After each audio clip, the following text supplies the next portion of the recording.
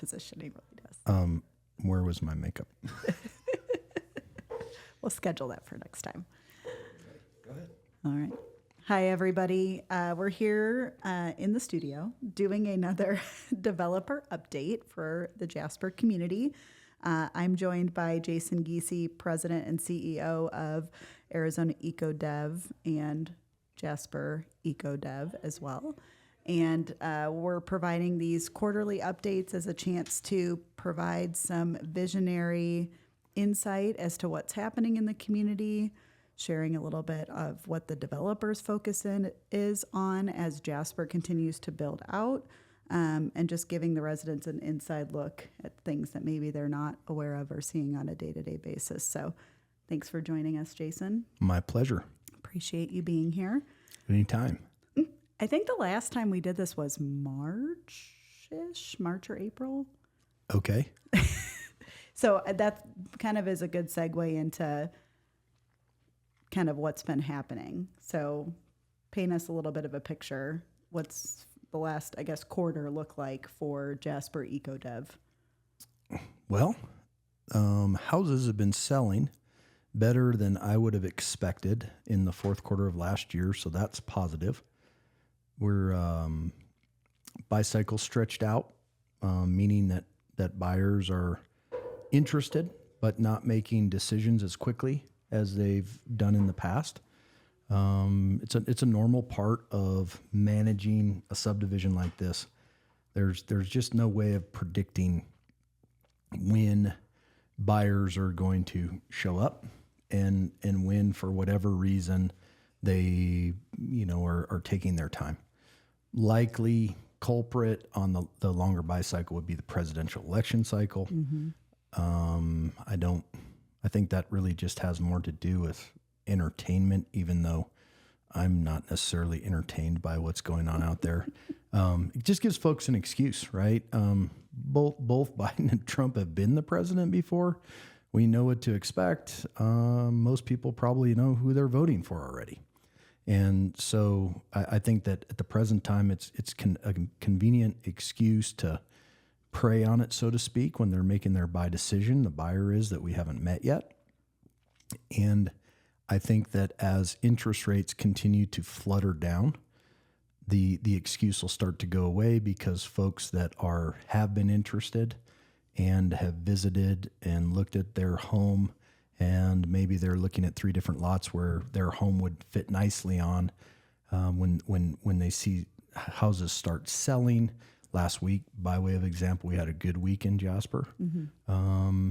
Then folks tend to get off of their duff and shift into gear, and things start to happen. But as far as predicting that, it just happens when it happens. So right now, we've had a good, solid year, and maybe in comparison to other competitors or some subdivisions in Metro Phoenix, we're having a better than good year.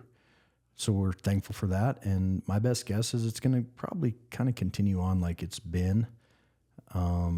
Longer buy cycle, have to work for the sale. It's certainly not order taking. There's not a rush for people to buy. Mm-hmm. But what it really feels like to me is, we're 10, 12 contracts away, and then scarcity starts to show up as far as the inventory that's available. And then the next sales just become that much easier because people are in competition. So on the sales and marketing side, that's what we're seeing. As it relates to development, which I think people are always interested in. I did hear one rumor that we were going to build apartments on top of Glassford Hill. Just so it's real clear for everybody. Presently, you can see the limits of the subdivision scratched into the ground.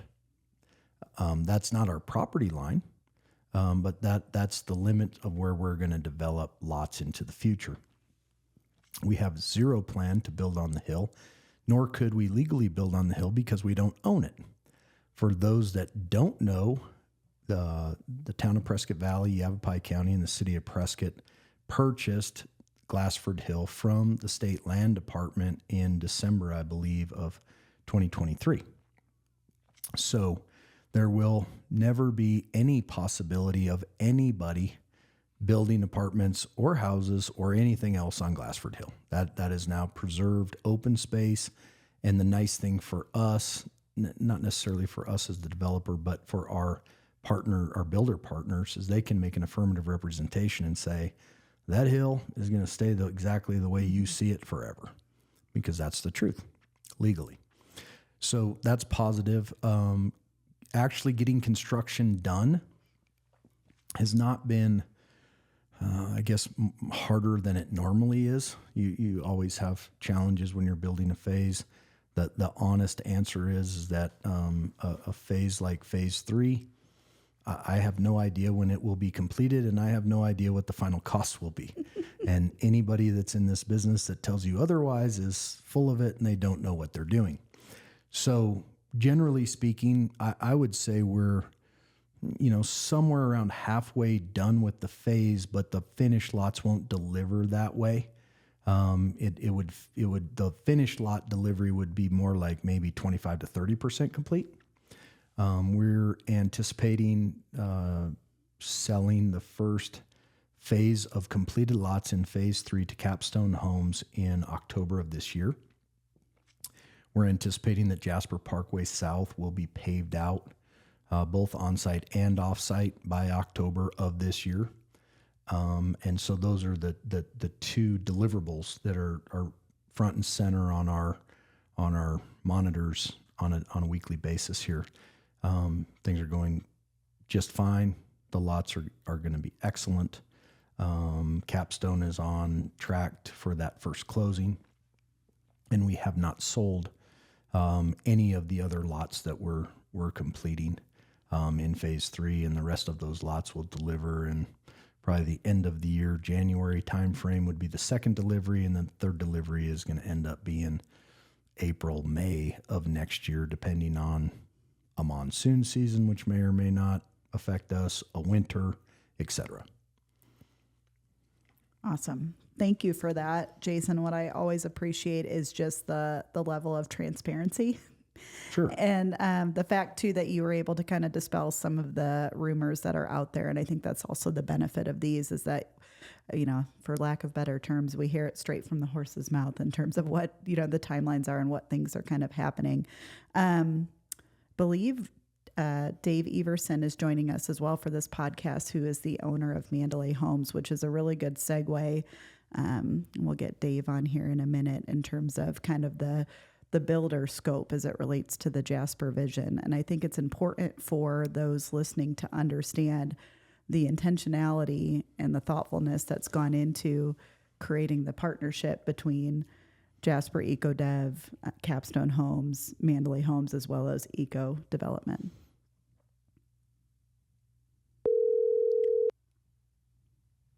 Hello. Hi, Dave. How are you?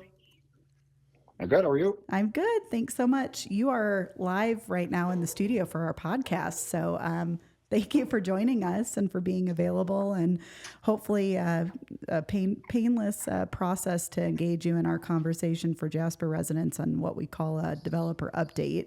And this is a good opportunity for residents listening to hear a little bit from you directly in your role as owner of Mandalay Homes, which is kind of what you've been focused on as it relates to the Jasper community. So thank you for being with us. Oh, you're welcome. Great.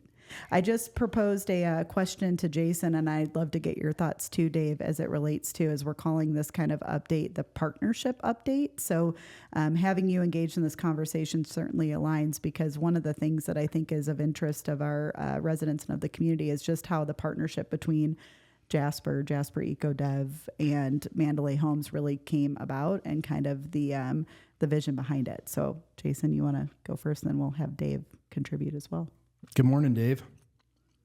Good morning. So the history, maybe a deeper dive than you're asking for, but I'll try to make it quick, is that nobody wanted to buy any lots from Jasper Eco Development.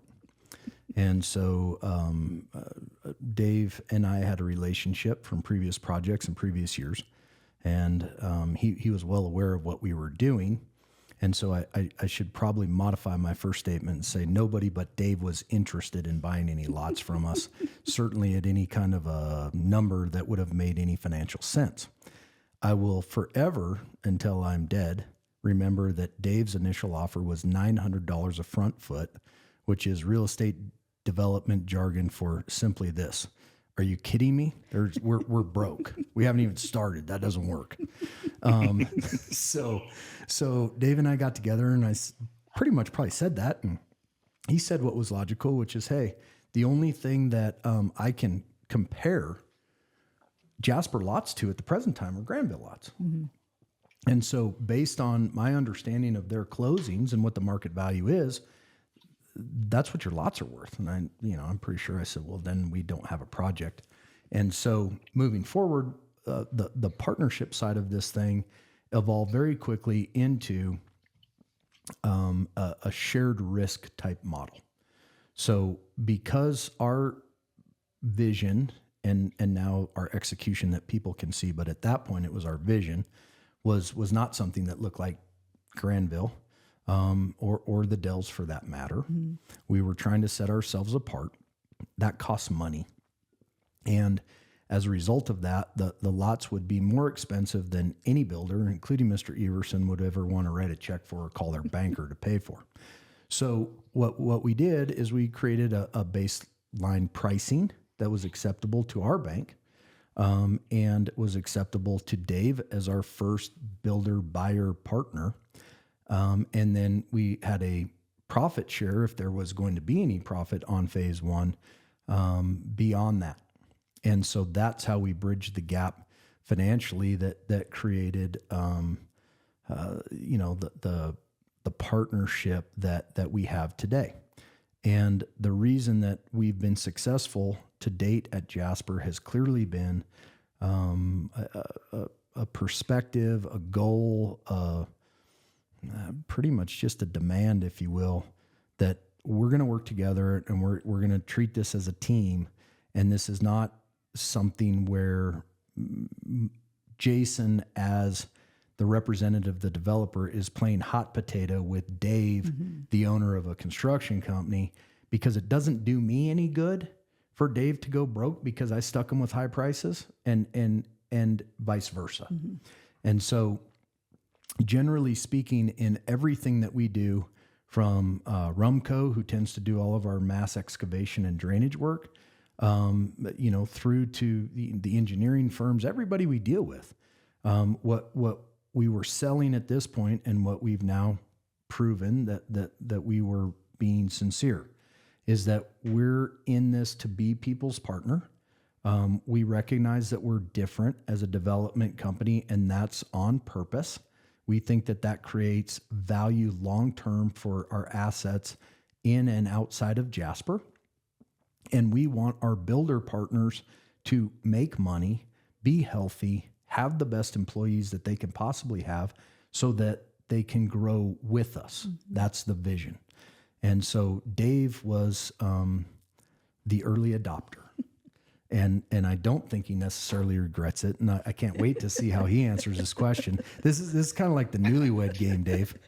It's like I just had a thought of whoopee, because I remember being a kid and they'd have the newlywed game and they were talking about making whoopee. And of course, like, I'd just die laughing, right? Because that was like potty talk. But anyway, it's from my perspective, that's generally how we've gotten to be where we are today. And we've already evolved as it relates to sharing that risk in phase 2 of Jasper. And I won't elaborate on that, but the fact of the matter is, everything Jasper was experimental. Mm-hmm. From the finishes and the landscaping, to the way we finished our lots and delivered them to our builders, to J Club. You've heard me say this in the HOA meetings. I'm not going to sit here and tell you we know exactly what we're doing. There's a lot of experimenting going on, and some of it turns out and it's great. Mm-hmm. Some of it doesn't. We have to change it. And I'm sure that for the early residents of Jasper, that they will always say that we're too slow. Like that's normal when you're dealing with the public. But the reality of it is, from the lifetime of AED and what we're really trying to achieve, I don't think I'll be alive and this project will still be going. The AED project will still be going, because if everything went perfect from this day forward, which it certainly won't, Jasper's a 15 to 20 year project left. And so there's a ton of evolution that's going to occur. And our commitment to ourselves, not only our clients and our customers and our partners, is to just get better. We'll continue to learn by doing, and continue to tweak things until we get to the best solutions that we can create. Mm-hmm. And so that's the before Dave got on, you made the comment high level. That's the high level thought process of that then turns into business plans that we try to execute on a monthly, quarterly, and annual basis. Mm-hmm. And now, Dave, you can tell me what you think, because I'm the most curious one on this podcast right now. Well, I'm still having fun. Let's lead with that. Jasper's amazing. It was an amazing opportunity for Mandalay to be able to be part of something. It's really the first true master plan that we had an opportunity to be part of. A master plan being, like you say, a 10, 15-year project. So when you start thinking about that, and from that perspective, it was an investment. We were pioneering a vision for a community that wasn't available in the marketplace at the time, and I don't think it is replaceable today. Even though we've had people from around the state come up, and business professionals and building professionals from very high level come up and go, hey, this is fresh. This is amazing. How do we replicate it? How do we glean something from this and carry it forward? And to Jason's point, it's hard to do. It was so collaborative and so imaginative at the time that it's all the little things that add up, from blending product sizes and lot widths to create unique landscaping or streetscape, architecture, letting the home buyers make it their own, like in a very, very a significant way through the amount of options we offered. And it was definitely an adventure, and it tested all of us. And then even some of the home buyers that were early adopters and appreciated what we were doing and want to be part of it, they had to pay it forward as being the part of something that was truly new. And I'm hopeful they're happy, because the value that we brought to the community and the value that continues to mature there is real. Thanks for that, Dave. What strikes me in listening to both you and Jason is just what makes a good partnership is when you're able to align on values. And I think what both of you demonstrated is a commitment to creating something that you can be proud of, that you see as replicable, that it's sustainable, but also something that neither one of you are saying, here's our exact plan for the next 15 years, and we're just going to do this, without being able to really consciously kind of learn and apply. And so we're in a unique situation, being that we're in, the middle of, phase 2, or maybe we're towards the end of phase 2 as it relates in development. I'm looking for you all to correct me, but I'm curious, because with phase 1 completion, being in phase 2, and then as we look to phase 3 in the future of Jasper, what are some of the key kind of learnings that you all are seeing and applying as it relates to ongoing plans? Love to hear from both of you on that. You want to go first? Or you want me to go? Go ahead, Jay. So there's lots of things I could talk about at J Club. That could almost be a separate podcast in its own. Yeah, it could. I think that's probably better, because at the reality of J Club is we went to the quote unquote expert in Phoenix, and we ended up with a fabulous product, but it was based on utilization in Metro Phoenix, which as it turns out, we now know is not exactly utilization in Yavapai County. So knowing what we know now, we do J Club different, obviously. And the value there is that this isn't the only large scale amenity that we'll develop, build, and own someday. That there's cumulative experience that will come in handy the next time around, from the way we contract to it and the way we execute it to the programming. And so I'll leave that there. As it relates to lots, this probably gets a bit technical, but we're still tweaking the way that we try to deliver lots to builders to try to have a cleaner, more organized in-process construction zone for people, including ourselves. And that'll tie into like landscaping, which I know you want to ask us about. But we're trying in phase 3, we're delivering lots in a different fashion. And the main thing is the side yard walls, so that Dave, who I know there's probably people just like me think that Dave is like on site every day, all day in a lawn chair and playing referee. Well, that's not how this stuff gets done. Right. And so what we're doing is learning by doing and saying, well, if we invest more money on the front end, which we can buy at scale, so it's actually cheaper overall, we think we're going to get a much better product, because I won't pick on Dave, because then, Brian Roten at Capstone Homes, his framer can't drive lot to lot or park where we don't want him to park and run over the landscaping we just spent a boatload for. So that yeah, I knew that would get a giggle. And so, someone might listen to this and go, oh, whatever, right? It's like, well, that's probably $1 million investment, $1.5 million, in order to attempt to create, we know we will, because they're gonna have to blow through our walls, which will actually be Dave's walls, right? So he's going to be really pissed off if that happens, which is good. We're trying to neck it down, almost like you're trying to manage children, because I don't know how many line items there are in a single home budget. I'm going to guess and say there's 50 to 60. And you look at the subcontractors that work for Mandalay Homes or our other builders. Well, some of them are managed really well. Others aren't managed so well, but they do really good work. And so in this business that is driven by humans, it's difficult, and we're trying to, in essence, dumb it down with more money and more foresight and learning from things in the past that didn't turn out well.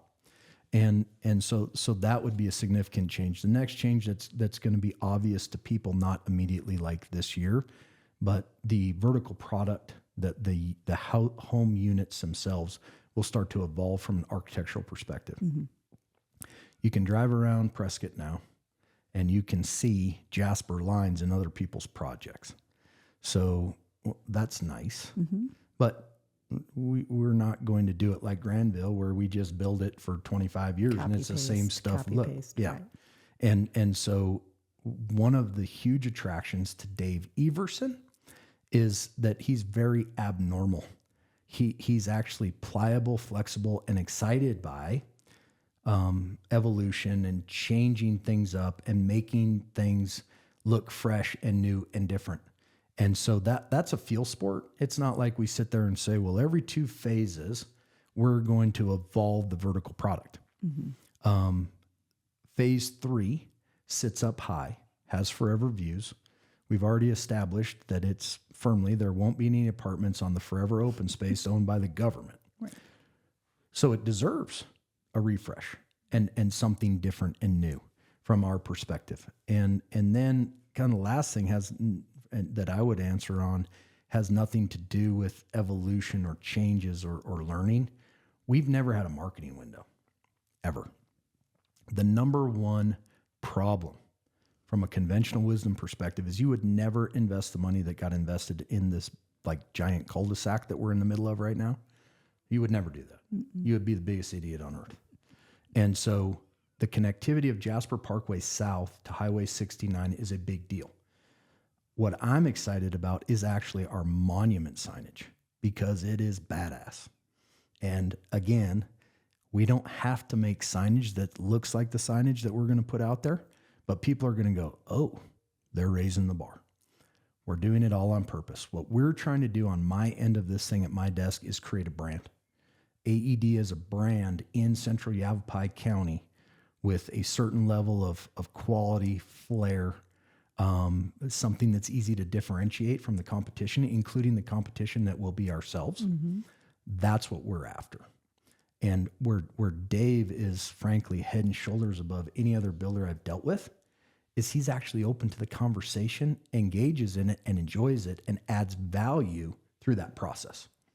So Dave has he's earned a certain status as it relates to how the developer, AED, and most importantly, Stuart Swanson, view Mandalay Homes. Mandalay Homes, some people might say is like our mad scientist. I would say that that's not really nice. What Mandalay Homes is a vessel where we can work communally and collaboratively to create new ways of doing things, new ways of building things. And we hope that that's going to pay a return to us. Frankly, this is why we're doing it. Nobody's making money in phase 1 or phase 2. Phase 3, maybe. I mean, right now in this squishy market, I'd say no. Well, in phase 5, 6, 7, and 8, you start making money. Mm-hmm. That's how developments work. When you have an offsite burden that I don't know what our total bill is going to be, $20 million. And that's just simply tying into Prescott Valley infrastructure so you can build the lots in the subdivisions within Jasper. We're making the developer, and Dave shares this vision. We're communally making an investment into our future because we want to be proud, like you said earlier. We want to make money, but we know that in any startup business, it takes longer, it costs more, and you miss on ideas, concepts, and you have to adjust. And so it just takes a while to kind of feather your way in there and get to the best solution possible. And so where Dave creates tremendous value for us is he engages in that conversation willingly, where normally what a developer would be doing is they wouldn't call themselves a developer. They'd call themselves the master developer. And listen here, Sonny, you're going to do it our way exactly, or we will not sell you our lots, which then turns into a negotiation and whatever happens. But we don't have to fight like that with Dave, right? And Capstone has been good that way too. But Dave is definitely our bell cow. He's our leader in research and development as it relates to product types, lot sizes, architectural finishes, roof lines, all kinds of things. And that's valuable to us. Other developers, the truth is probably not. Right. Dave, how much money you got for me? That's what they care about. Sorry, Dave, I'm long-winded. No, thank you. I appreciate you complimenting Mandalay on its effort. We it truly was an effort. We want it to be special. We lead with that, and sometimes get lost in in other things in the process. But it's where our heart is, and truly it's a lot of fun. I mean, we're not even close to being done. We took a traditional product type and freshened it up and made it interesting. And I don't know if anybody really looks at timelines. That was 2018, 19 when we started Jasper. And we opened the model complex in April of 2020. We opened it up. We opened it up to close it because I don't know if everybody remembers. April of 2020 was when the federal government shut everybody down. We actually couldn't even have a grand opening. And we couldn't have salespeople in the sales office for the first 30 days, I believe it was, until they understood what was safe and healthy for everybody. But it was really unique, what's been done at Jasper and what Jason's allowed us to do, encouraged it. In fact, it's been um, behind the scenes, a fist fight from time to time back and forth because everybody wanted so bad for it to be special and everybody had their ideas on what that meant. But it was also healthy in the long run. And I think, yeah, I think the customers benefited. And that traditional product, the simple product with some fresh lines and approach, I think played out well. And so now it's like, what's next? And that's where it's getting even more interesting because we want to expand on it. And we have this great canvas. So now you can blend other architectures into that landscape seamlessly. I mean, there's nothing too brave at this point. We've done the brave part. Now it's how do you complement what we've done as a team, and then just continue to make it more interesting as we go. So you'll see a couple of different things when you ask the question about improvement. Architecturally, look out. It's just going to keep getting more and more so. And one of the ways we're going to do that is introducing new products. Right now we have a pretty mainstream product that is something you would introduce first in a community like this, and then you start picking around the edges and introducing other things. So as you introduce other types of products, then that architecture blends in, and you have no handcuffs on. Because, like I said, what we've already built, you can put anything next to it. You can put something super traditional. You can put, one of the inspirations we have for the new model complex we're building is, the architect Green and Green who did Torrey Pines Lodge, and that's very, very rustic in some ways, but super contemporary in others. And so, where else but Jasper could you introduce that and have it look absolutely fantastic and proper? Pretty cool place. Thank you, Jason, for everything you guys have done. This is a blast. We'll keep trying. It's all we can do. Well, thank you, Dave, for what you've created for our residents in our community too. I mean, the number of individuals that speak to Mandalay Homes is, the aesthetic and what drew them into Jasper is very consistent, something we hear often. And so I think you speaking to how you've been committed to that creation and what it might look like going forward, I think is super exciting. Thank you. Well, to truly appreciate it, though, we have to get past some things, challenges that came up during the pandemic. One of them was, I don't want to be tone deaf to the idea that, or the reality that some folks didn't get our best house during a period of time, and we've had to go back in and spend a lot of time with warranty tickets and cleaning things up. I was fortunate because my wife Christy, who had managed the warranty department for years, and she wasn't managing it during during the 3 years that we hired Mosaic as our general contractor. She stepped back in when we became the general contractor again, and I think she and her team, hopefully, people are feeling it. I mean, we're not quitters. We may not be able to wave a magic wand and make it all right today, but we're not quitters, and they keep tacking in and fixing things. And I think they've reduced it by 70%, the number of tickets that we had out there. And I just want to commend them for that effort and thank our customers for their patience with that. There's the fun part about it, all the architecture, and I think in order for everybody to appreciate that and enjoy the value that's been brought to the community, we have to, of course, do our housekeeping. And I don't want anybody for half a second to think that we're not paying attention to that. So. Thanks for that, Dave. And that is a good segue as you spoke to some of the challenges too. And as Jason already alluded to, one of the hot button topics that has been coming up for the Jasper community is around landscaping repairs.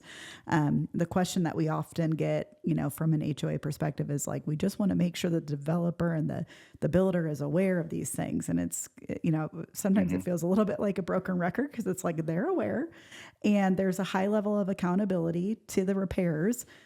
So I'd love to ask each of you to kind of speak to this because I know our residents, especially those that have been here in 2018, 19, some of those early folks have been patiently waiting for these repairs to be complete. So I'd love for each of you to just speak to, what you're aware of, what you're acknowledging the responsibility is, and then maybe even a timeline as to what it might look like for our residents to see these things being completed.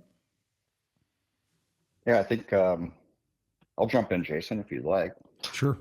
Yeah, so it's a lot of homes. It's in a lot of area. There's 308 houses in the Mandalay phases 1, 3, and 4, or 1, 2, and 4, and it's a pretty large landscape.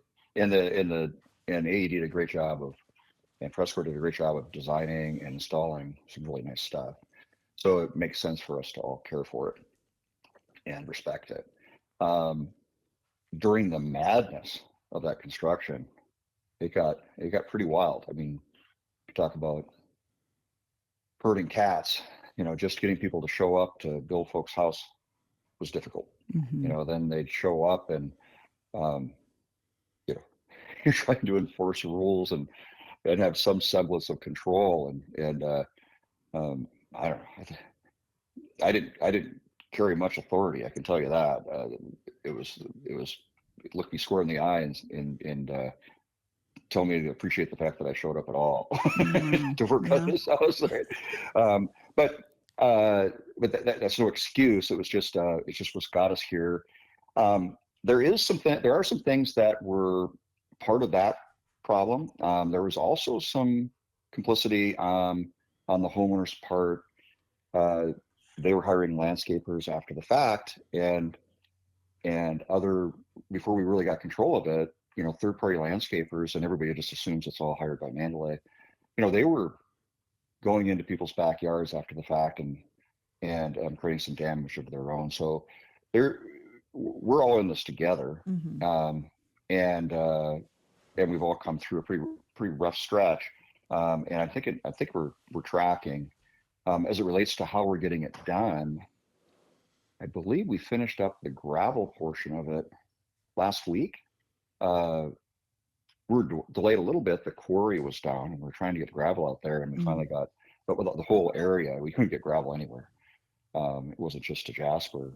But yeah, so the first steps, of course, we're getting all the gravel down and dressed up, and I've been told I need to go out and walk it.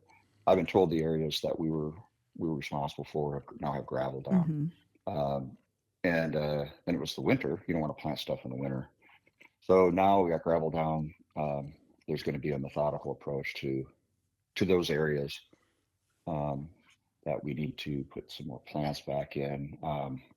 Our construction team has met with Rick Radovich, and they've been game planning it.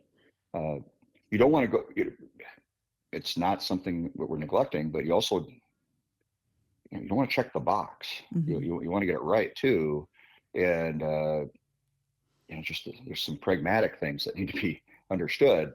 First of all, it's spring. So things are just now starting to be made available, and of course everybody wants them. So not all plants are available, not all trees are available. Sometimes they'll be made available and they're inferior and expensive. Unnecessarily. Supply and demand.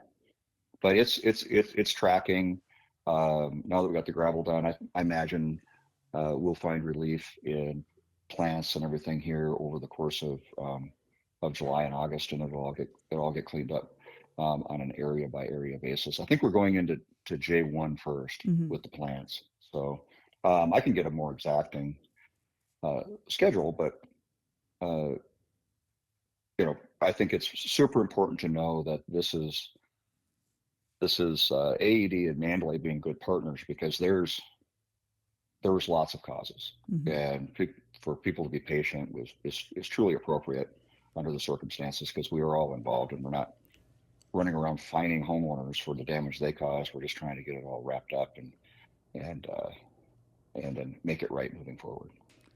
And I think what you spoke to too, Dave, is just the the sequence, right? And understanding that there's thoughtfulness too, and that you're not just trying to put a Band-Aid on it. That you all are really recognizing, like, how do we fix this appropriately, and understanding that obviously takes some time. And for the homeowners on the call to know too that there is that level of partnership, and it is being thought of methodically. And to give an example, we're looking at what irrigation repairs need to happen before the gravel gets put in, before the plants. There's all of this. It takes time. And so I think, painting that picture is really helpful too for residents to understand it's not being purposely neglected. It's certainly a priority. And this is kind of the way in which you all are going about it. Oh yeah, absolutely. And it's expensive, and we're a small home building company. So it leaves a mark when we have to tack back in and address these things. We do it unashamedly, proudly, because we feel we are part of the community.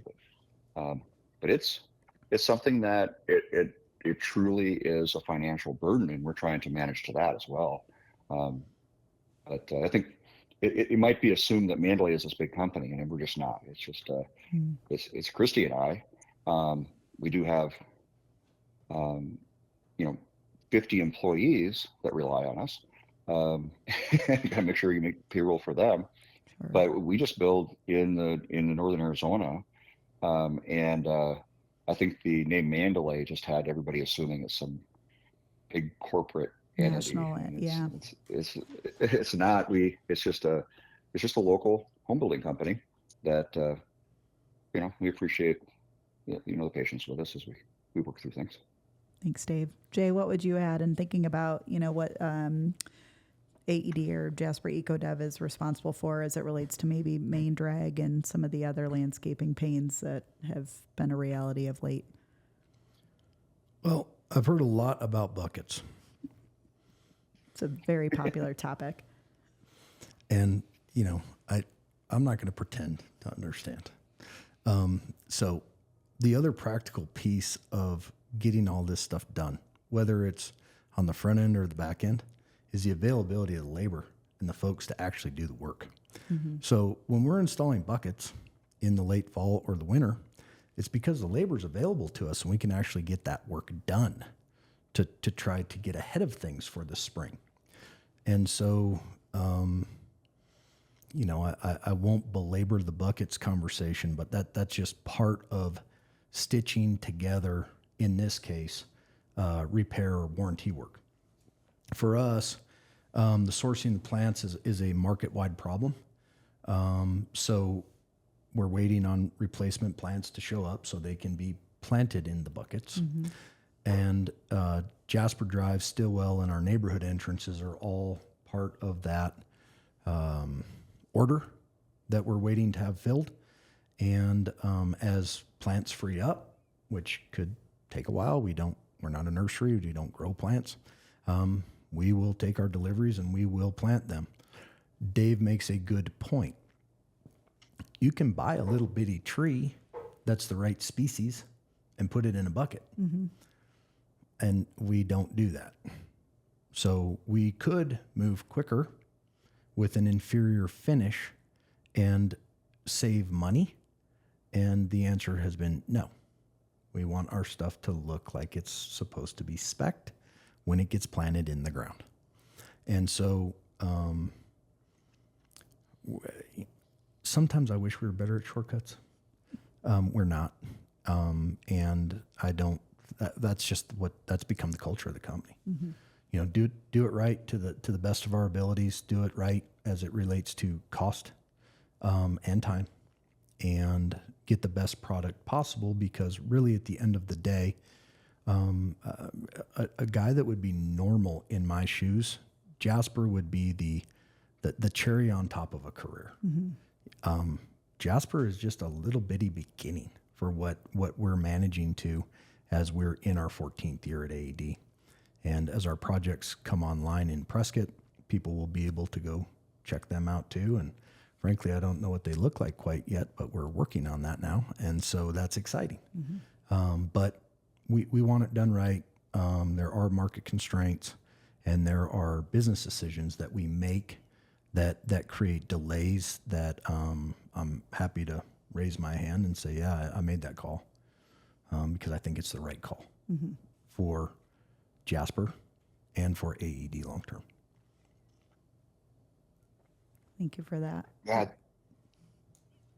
I think that is probably the most important perspective to have here is that, you know, there was $60 million worth of value for our homeowners created in phase one. Can I just ask a question here? You don't have to give a specific answer. It's yes or no.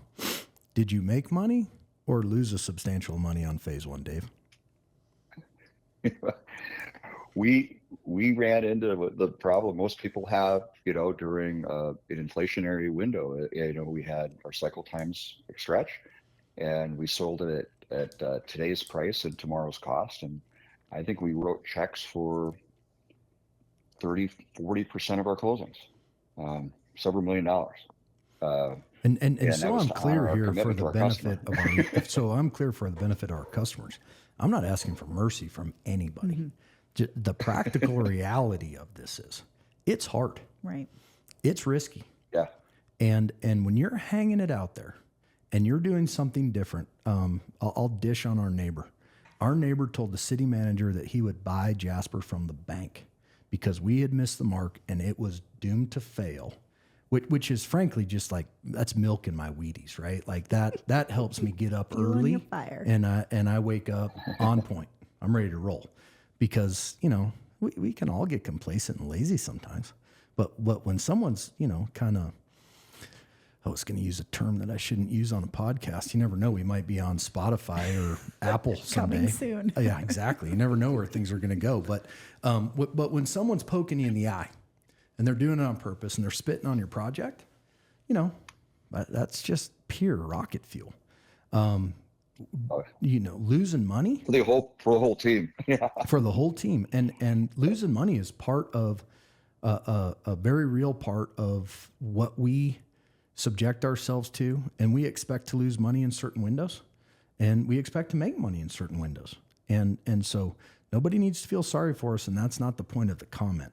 The point of the comment is that on all fronts, we were pushing it. The excuse would be everybody's universal excuse, COVID, right? COVID. Well, you couldn't tell if someone was full of BS or if it was true. My whole crew's down with COVID. Well, maybe they are. I don't know. But the challenge is outside of COVID and outside of excuses to execute a first phase of a master plan. And you're not a public company. You can't just issue more stock and get more cash. You got to deal with banks and their rules. And you, to Dave's point, and this is not to belittle him at all. He is a small builder. We're not dealing with D.R. Horton here that has, $12-14 billion worth of cash on their balance sheet today. This is hard. It was expected to be hard. It was probably not harder than we thought it would be because, frankly, we didn't know exactly what to expect. We just knew it was going to be tough, and we were in. And so as time goes on, we'll all continue to get better. Our level of finish and the way that it, and so I'm talking specifically to landscaping here. I can't remember what we spent, $4.9 million on the phase one and something like 90 acres worth of landscaping, formal landscaping. I hope I don't ever have to do it again, right? Because I don't get to charge Dave more. I don't get to say, hey, dude, we paid $5 million in the landscaping. It's going to help you. And he goes, yeah, I don't care how much the lots cost. Right. And that's just the truth. But we have done everything intentionally, knowing that there were going to be shortcomings. We have now adjusted the program. That's the best part of the landscaping as far as I'm concerned. I really and truly believe that our fix with the walls is going to cut this conversation down by 90%. And then we have a standard operating procedure moving forward Correct. that we learned from by doing. And so, has it taken too long? Yes. Does it cost too much? You bet. Will it get done? Yes, it will. That's the bottom line. Right. Well, we don't have an army of people in New York helping us. No. It's the people on this call that, so there's so much we do around. And that, again, not an excuse, but that's also a huge benefit because we make decisions, I think, that have made decisions that have really benefited the overall value.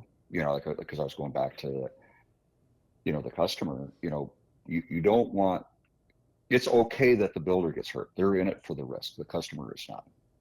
And so you got to make sure that if the customer's cared for, and the community has value, and we don't devalue the community either, wrongfully. Is the community, devalued because it's missing some plants? No. I mean, if those plants never got planted, I think Jason planted 70% more plants than the other community. You know what I mean? So the value is there, and the customer's cared for, and they're seeing the dividends of a great community. Now, here's what's happened: is the expectations have gone up. Well, that means we're successful. So I'm okay with it. Be critical, be supportive of your community. Call us out. Know that we're in it together, though. We want the community as special as it can be as well, and it's not us and them. It's so what have we learned? What have we put behind us? What are we going to move forward and do together? And then keep attracting more like-minded people to our community and support each other. So it's unique. I promise you, it's unique because of our small town approach to this, and our lack of resources, and our lack of governance. We didn't have anybody telling us what it should be. We got to follow our nose. You beat me to it, Dave, because what I was going to say is just what hits home for me is just the local ties, the commitment, the perspective, I think, that's brought to create Jasper into the thriving community that it is, I think is definitely what sets us apart. And within that is also constraints, right? And I think we certainly touched on that. And I think this is a good place to end as we think about the learning, the application, the doing, and then also the acknowledgement that we're all in this together, which I think is a huge benefit for those listening to hear directly from you, Dave, and from Jason, that, this is from the top down, that there is this level of collaboration, and certainly aligns with our approach for getting together today, which is all about the partnership. And so I appreciate your candor and sharing. Thank you. Appreciate being included. Anything else for the good of our time together? Well, I can talk about real estate for the next 3 days. I don't know if our producer is ready for that. Between the producer and you, you're the boss here. It's not me. I get shut down. The hook comes like, old TV when you had to use your hand to turn the knob. Pull that guy off the stage. It just happened to me 2 weeks ago for our company meeting. Christy dragged me off we all had it out in the cul-de-sac. And I got the hook. It happens. So but just because we like it. And so this is definitely homegrown, and I appreciate everybody for buying a home from us and being part of our community. It's just fantastic. Thanks, Dave. Thank you, Dave. All right. And thank you, Jason. Take care, all. Thank you all. You're welcome. All right. Thanks. Bye. Bye-bye.